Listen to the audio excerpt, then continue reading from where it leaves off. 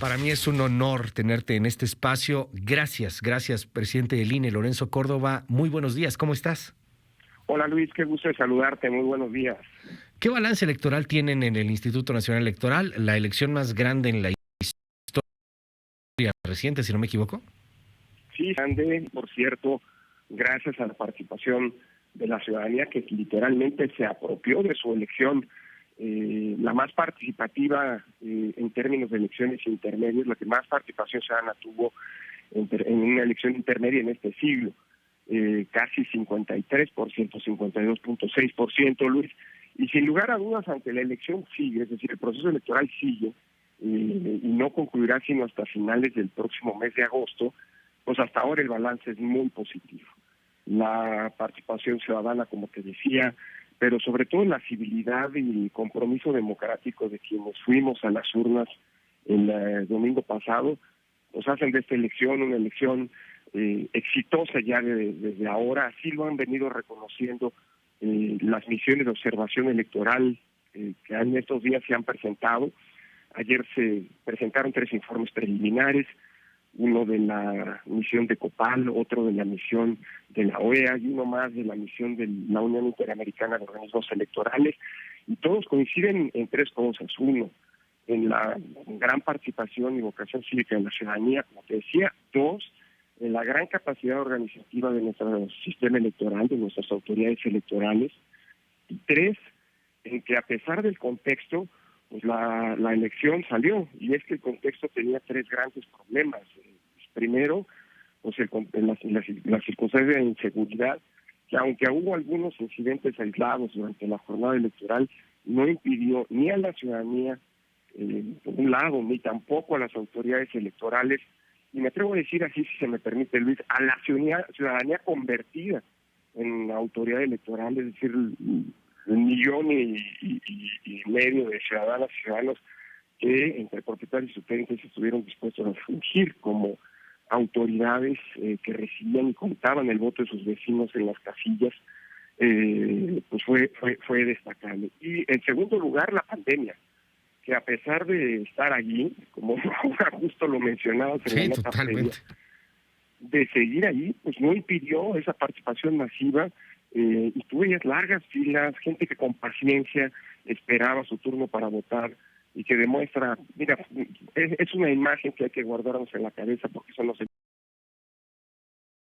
muestra que quien diga que México no es democrático, lo menciona el elemento. Y en tercer lugar, pues la polarización política y los ataques al árbitro electoral. Todas estas misiones coinciden en la necesidad de preservar un sistema electoral robusto, fuerte, que genera certeza, confianza en la ciudadanía, y que además garantiza equidad en la contienda. Qué curioso que hace unas semanas el discurso de algunos actores políticos era un discurso estridente, profundamente intolerante, y llamaba a desaparecer al árbitro, así como decían, en la que el INE debe morir, o que el INE debe ser exterminado.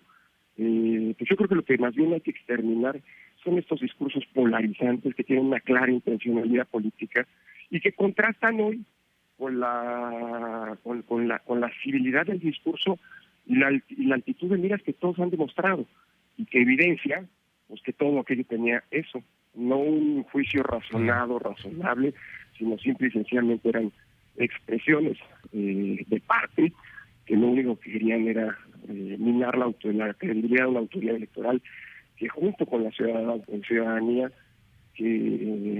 a quien se debe y de quien depende sale fortalecida, ¿no?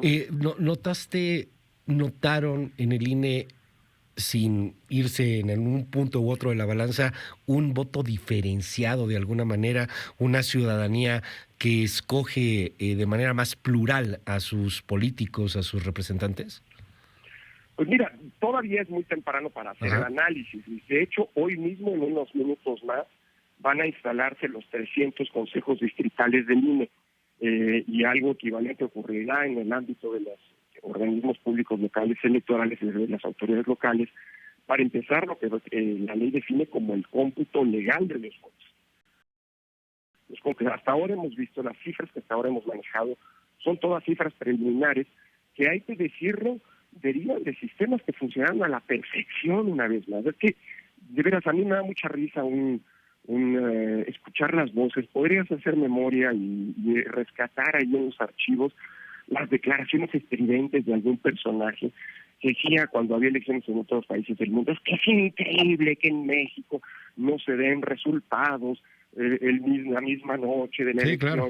Bueno, pues ese de señor que es legislador, que por cierto ya no va a hacerlo, ¿no? La ciudadanía sí lo decidió, pues siempre se olvida que él, que es un legislador de larga trayectoria, pues es el que estableció en la ley que los cómputos de los votos legalmente se hacen hasta el miércoles, es decir, él es autor o coautor de estas normas.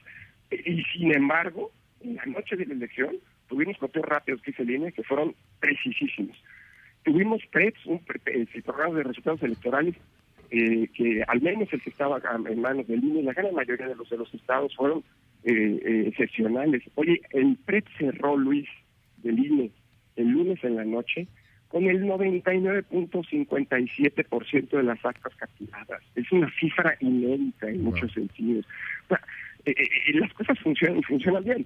Pero bueno, la estridencia contra el árbitro parece ser parte de algunos. No, es parte del discurso, de la narrativa de algunos partidos políticos y de algunos políticos. La narrativa de quienes estaban seguramente preparando la descalificación de la elección sin saber pues, los resultados. Dicho eso, pues hoy empiezan los cómputos distritales, me decía, estos van a terminar el domingo. El domingo tendremos las cifras finales, aunque hay que recordar que, como te decía al arranque, pues todavía faltan varias etapas. Es decir, la fiscalización está en curso y terminará el 22 de junio.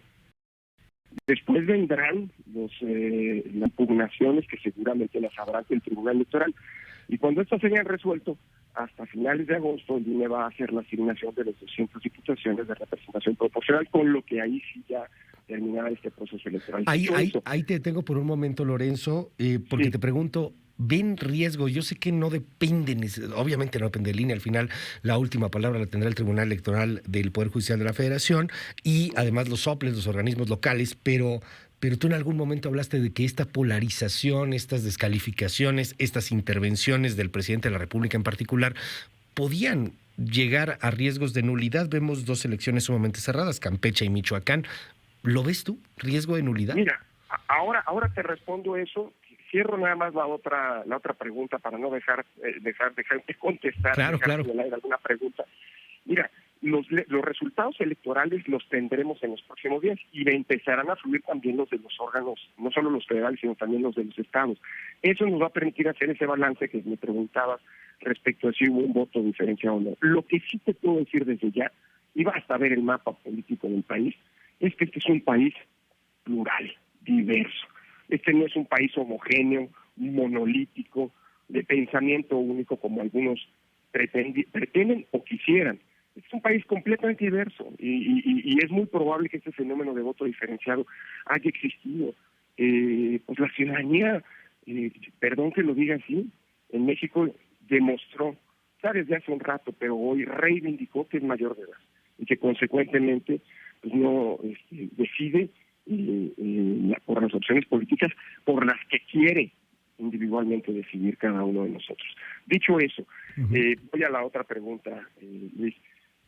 Riesgos en general, sobre todo después de cómo se concluyó la elección, no he visto un gran grado de visibilidad y riesgo de nulidad, pero hay que esperar porque como esta elección no se acaba, pueden pasar muchas cosas. Mira, hay una causal marcada directamente en la Constitución que establece que cuando hay un rebase de topes de gasto de campaña de más del 5%, el tribunal se abre la posibilidad, es decir, la causal de nulidad de la elección por rebase de topes de gasto.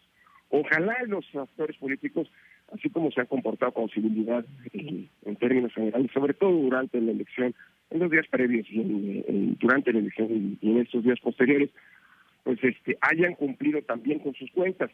Creo que todo el mundo, si hace memoria, sabrá que el INE es un órgano muy estricto a la hora de fiscalizar. Así pasó cuando aprobamos la existencia o no de partidos políticos hace un año, así pasó cuando aplicamos las reglas de fiscalización a quienes aspiraban a alguna candidatura y no cumplieron con ellas. Todavía falta la fiscalización, no se puede anticipar nada, pero pues es el tribunal el que tiene la posibilidad. El INE no anula elección, esto es importante decir. El INE solamente determina faltas o irregularidades que son valoradas por el Tribunal Electoral. Y sí, la conducta, evidentemente, la conducta pues no apegada a la ley de algún funcionario público puede ser también un elemento que tendría que valorar el tribunal, pero yo confío mucho en que esta fiesta cívica, más allá, digamos, de lo que ocurre en esos causas institucionales, terminará en buen puerto. Oye, y finalmente, Lorenzo, ¿qué va a pasar con la consulta popular? ¿Hay presupuesto? ¿No hay presupuesto? ¿Han llegado a algún acuerdo? Porque pues tienen mucha chamba, pero también de pronto no hay ni cómo hacerla. Viene la consulta popular para, pues, le dice que por los expresidentes, no es por los expresidentes, es una consulta para investigar hechos de corrupción que pudieron haberse dado en el pasado, una pregunta bastante rocambolesca que termina por validar la Suprema Corte de Justicia de la Nación. ¿Qué van a hacer en ese aspecto? ¿Hay dinero para poderlo hacer? Pues mira, vamos a cumplir con lo que dice la Constitución, con lo que podamos, porque parecería que en la historia de la consulta el único ente responsable, pues hasta el momento parece ser el Instituto Nacional Electoral. Nosotros no tenemos presupuesto para la consulta, a pesar de que se lo pedimos a la Cámara de Diputados. La Cámara de Diputados olímpicamente ignoró esa solicitud y ni siquiera contempló en el presupuesto, menciona el presupuesto de la consulta, ni está contemplada. O sea, como si no existiera, a pesar de que es el propio Congreso, la Cámara, las dos cámaras de Congreso de la Unión, quienes convocaron a la consulta.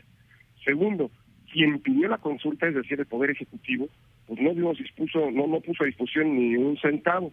Luego de una serie de solicitudes a la Secretaría de Hacienda, la Secretaría de Hacienda nos dijo así, estoy citando casi textual la respuesta de la Secretaría de Hacienda.